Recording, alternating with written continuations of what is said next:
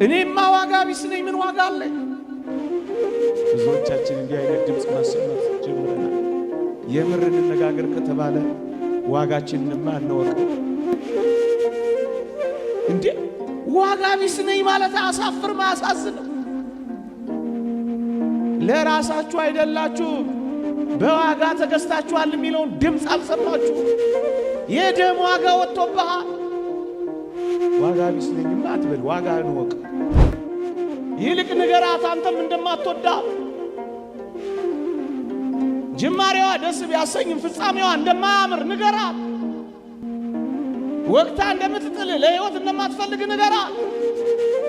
ውበት የሌላት ምስኪንና ጎስቋላ መሆኗን ንገራት። ለምንድን ነው የምትልመጠመጥባት? ለምንድን ነው እግሯ ስር ወድቀህ የምትለምናት? አንተ ከዛ በላይ ሌላ ዓለም አለ።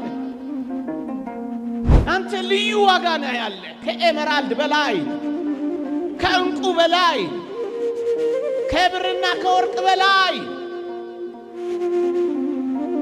ውድ ነህ አንተ። ውድነትን አታርክሰው።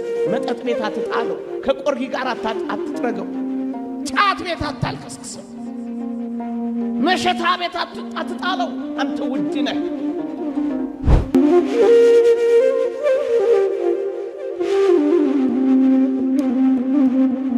ዓለም ሲያራክሰን ለምንድን ነው ራሳችንን የምናራክሰው? ዓለም ካላጨበጨበልን ዓለም ተደፋብን ማለት ነው። የጥቂት ሰዎችን ትኩረት አለመሳብ ያን ያህል ድብታ የሚያመጣ ነው። ያን ያህል ድብርት የሚፈጥር ነው። በምድር ላይ ያን ያህል እንዳልኖርን የሚያስቆጥር ነው። ወጣቶች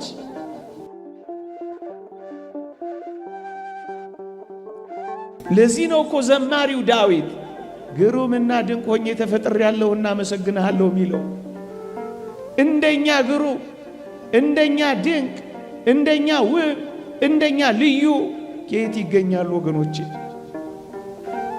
ብቻሽን ውብ ነሽ፣ ብቻህን ግሩም ነህ። ለምንድን ነው ከሌሎች ያነስን እየመሰለን አንገታችንን ዘለስ የምናደርገው? በዓለም ላይ አጨብጫቢ የሚያጨበጭብ ስላጣን ኩርምት ጭርምት ብለን የምንኖረው። አያችሁ፣ የብቸኝነቶቻችን ምንጭ የሚሆኑት እነዚህን ሐሳቦች እግዚአብሔር የነገረንን በማመን ከብቸኝነት በላይ አንዳንዶቻችን ብቸኝነት ብቻም አይደለም፣ እነዚህን ሐሳቦች በማሰላሰል የበታችነት ተሰምቶናል። እያኗኗርን እንጂ እየኖርን እንዳልሆነ ቆጥረናል። ደስታችንና ሳቃችንን ዓለም እስክትመጸውተን ድረስ ምስኪን ተመጽዋቾች ብቻ ሆነናል። ሳቃችን ጠፍቷል።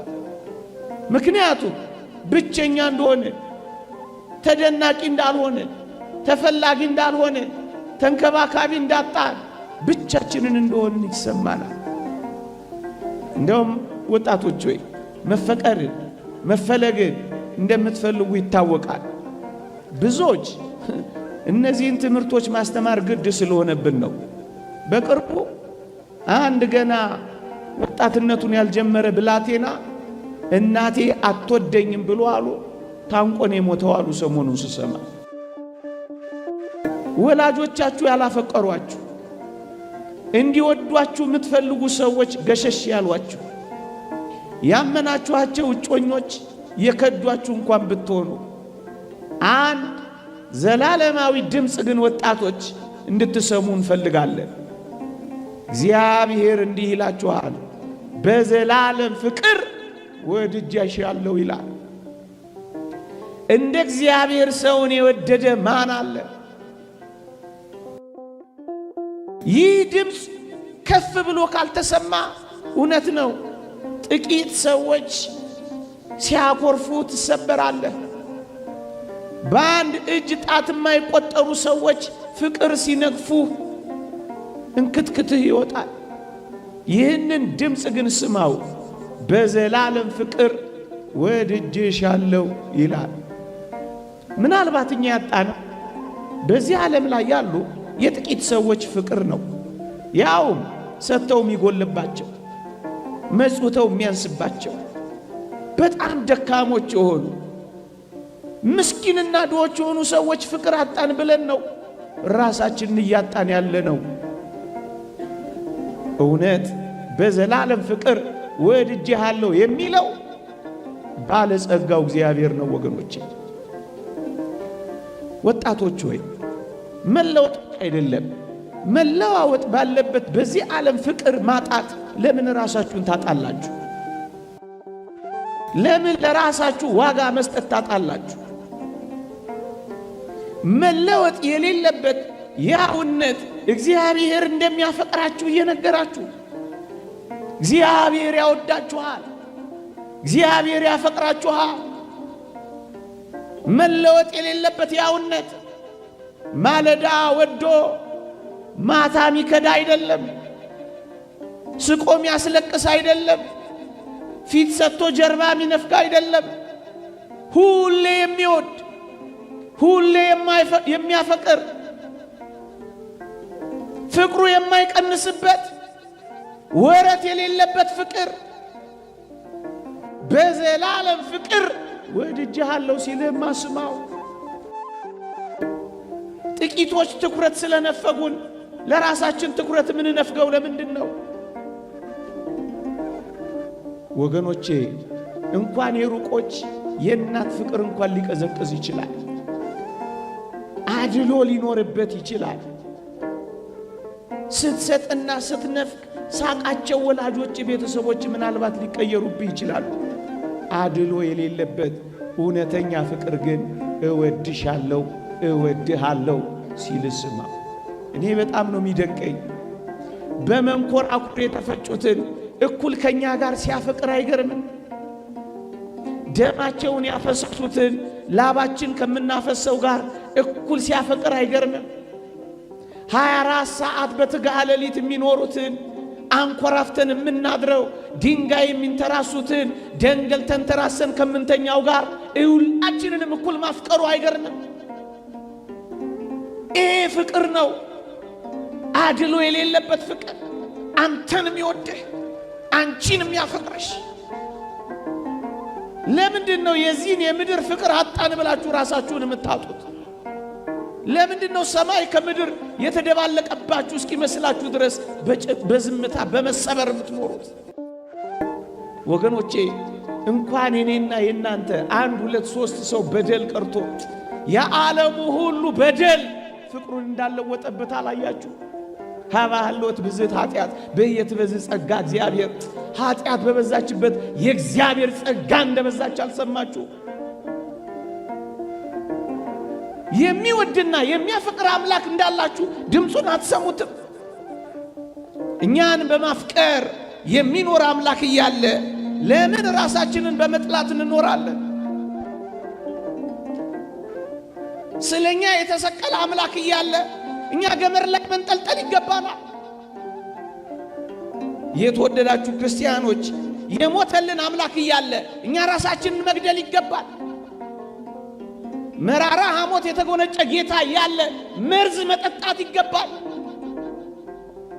እውነት እንነጋገር ከተባለ ዲያብሎስን ከሚያህል አውሬና ሽፍታ ካዳነን በኋላ እናንተም ሽፍታ ትጠሉ የለም?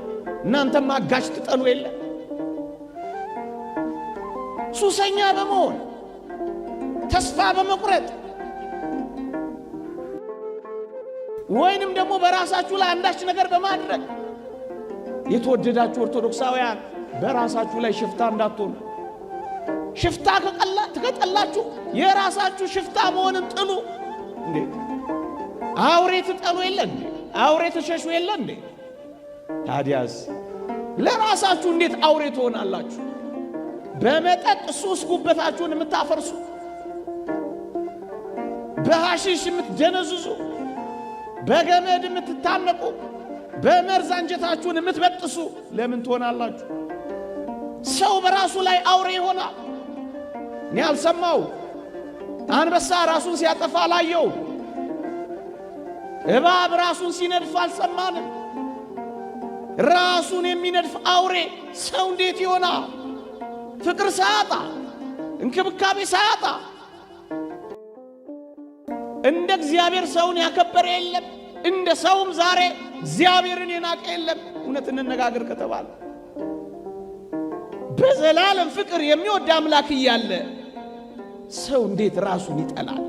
ሰው እንዴት ራሱን ዋጋ ያሳጣል? ዓለም ዋጋ ካሳጣችሁ እውነት ነው ብለህ እንዳታስብ። የዓለም መመዘኛ ሌላ ነው። እነዚህን ሁሉ ነገሮች የበታችነት፣ የብቸኝነት፣ አፍቃሪ ማጣት፣ ተንከባካቢና ትኩረት የመነፈግ ነገር እየተሰማን ወጣቶች ሆይ ብዙዎቻችን ዋጋ ቢስ ነን ወደ ማለት እየተንደረደርን ነው። እኔማ ዋጋ ቢስ ነኝ፣ ምን ዋጋ አለኝ? ብዙዎቻችን እንዲህ አይነት ድምፅ ማሰማት ጀምረናል። የምር እንነጋገር ከተባለ ዋጋችንንማ እንወቀው። ዋጋ ተለጥፎበት ዋጋውን የማያውቅ እንደ ሰው ማን አለ? እንደ ቡቲክ ዋጋ ተለጥፎብሃል አንተ እንዴ? ተነቅሰዋል እኮ ዋጋህ። አንገትሽ ላይ አንጠልጥለሽዋል እኮ ዋጋሽን። ልብስሽ ላይ ተጠልፈሽዋል እኮ ዋጋሽን። የኔና የናንተ ዋጋ አንድ አስደናቂ ዋጋ አለ። እሱስ ቀራንዮ ነው። የአምላካችን ደም ነው። እንዴ ዋጋ ቢስ ነኝ ማለት አሳፍር ማሳዝነው። ለራሳችሁ አይደላችሁ በዋጋ ተገዝታችኋል የሚለውን ድምፅ አልሰማችሁ? የደም ዋጋ ወጥቶብሃል። ዋጋ ቢስ ነኝማ አትበል፣ ዋጋ እንወቅ። የምር እንነጋገር ከተባለ ዓለም ሁሉ ቢሸጥ ያንተን አንዱን ዋጋ ያወጣል። እንኳን የቢል ጌትስ ሀብት ፎርብስ መጽሔት ላይ ያሉት የሁሉም ሀብት ቢደመር አንድ የኔን ዋጋ ያወጣል። ዓለም ሁሉ ቢሸጥ፣ ዓለም ሁሉ በጨረታ ቢቸበቸብ ደም የተከፈለብህን ያንተን ዋጋ ዓለም የለውም። ለምንድነው ዋጋ ቢስ የምታደርገው? ለምንድነው ዋጋ እንደሌለ ውስጥህ የሚሰማ? ዋጋህንማ ወቀው። ዋጋህ ቀራንዮ ነው። ይልቅ የተከፈለልህን ዋጋ የወጣብህን ውድ አታርክሰው። አንተ ልዩ ዋጋ ነህ ያለ ከኤመራልድ በላይ፣ ከእንቁ በላይ፣ ከብርና ከወርቅ በላይ ውድ ነህ አንተ። ውድነትን አታርክሰው። መጠጥ ቤት አትጣለው። ከቆርጊ ጋር አትጥረገው። ጫት ቤት አታልከስክሰው። መሸታ ቤት አትጣለው። አንተ ውድ ነህ፣ ውድ ነህ።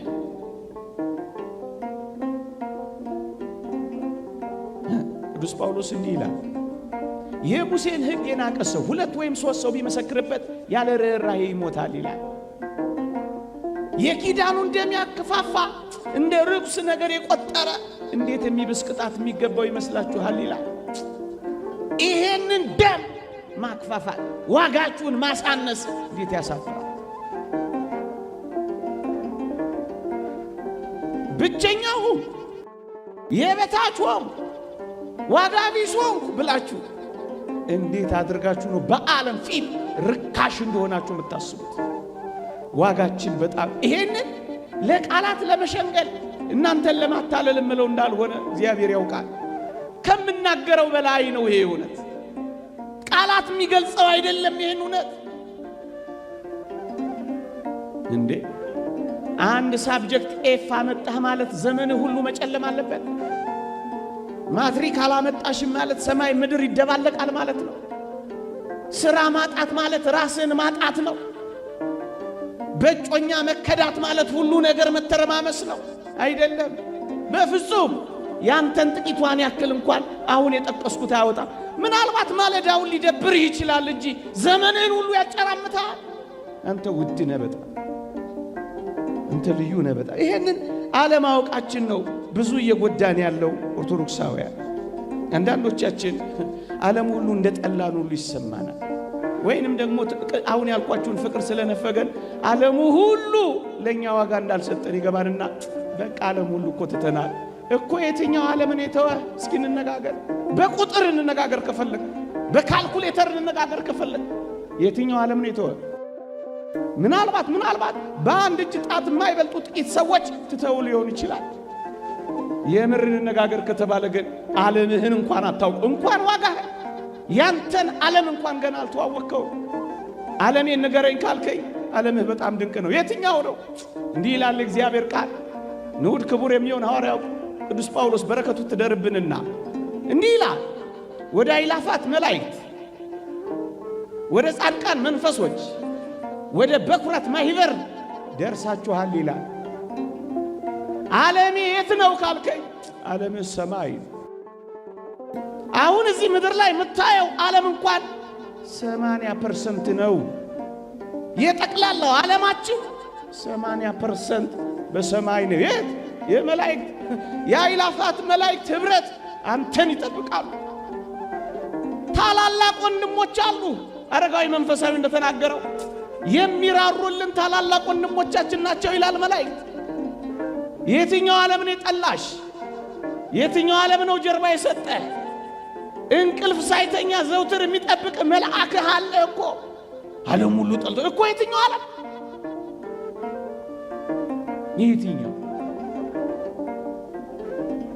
የትኛው ዓለም ነው የጠላ? በገነት ያሉ ነፍሳት በብሔረ ሕያዋን በብሔረ ብፁዓን ከገጸ መሬት ተለይተው የሚኖሩ ግሁሳ የኔና የናንተ ዓለም ልዩና ብዙ ነው ወገኖቼ። ቁጥር የማይቆጥራቸው ናቸው። እኛ የከፋን እዚህ ዓለም ላይ ባሉ ጥቂት ሰዎች እኮ ነው የከፋን። ዓለም ሁሉ የጠላን መሰለ። ቅዱስ አትናቴዎስን ምን አሉት መሰላችሁ? አትናቴዎስ ሆይ ዓለም እኮ አይወድህም አሉት አሉ። ብቻውን የነበረ በረከቱ ትደርብንና አትናቴዎስ ንገሯት ለዓለም እኔም አልወዳትም አላሉ። ይልቅ ንገራት አንተም እንደማትወዳት፣ ጅማሬዋ ደስ ቢያሰኝም ፍጻሜዋ እንደማያምር ንገራት። ወቅታ እንደምትጥል ለሕይወት እንደማትፈልግ ንገራት። ውበት የሌላት ምስኪንና ጎስቋላ መሆኗን ንገራት። መኃልየ ሰሎሞን ላይ እንዳለችው እንደዛች ሙሽሪት ፀሐይ መልኬን አክስሎታልና አትዩኝ እንደምትለው አላይሽም አታምሪም አትላት። ለምንድን ነው የምትልመጠመጥባት? ለምንድን ነው እግሯ ስር ወድቀ የምትለምናት? አንተ ከዛ በላይ ሌላ ዓለም አለ። እንደውም ልንገር፣ ንዑድ ክቡር የሚሆን ሐዋርያ ጳውሎስ ዳግመኛ እንዲህ አለ፣ ክርስቶስ በእናንተ ውስጥ እስኪሳል ድረስ ምጥ ይዞኛል አለ። ምጥ የሚያዝ ታላቅ ወንድም አለ። ይህን ታውቃለህ? ሐሳቡን አንተ ይህን ዓለም ተዋወቁት ወጣቶች። ምጥ የሚያዝ ክርስቶስ በልብ እስኪሳል ድረስ ምጥ የሚያዝ የሚጨነቅ የሚማልድ ወንድም አለ። ዓለም ሁሉ ይተዋሃ እንኳን ተወህ እንደው ዓለም እኮ አይወድም እኮ። ዓለም እኮ የትኛው ዓለም ነው የሚመዝንላችሁ? ድል የነሳ የሰማዕታት ዓለም አይሻልም? እሱ ስላንተ ያስባል፣ እሱ ስላንተ ይጨነቃል፣ ስትመለስ ይዘምራል። ዓለምህማ ልዩ ነው። ታዲያስ ዋጋ ቢስ ታደርገው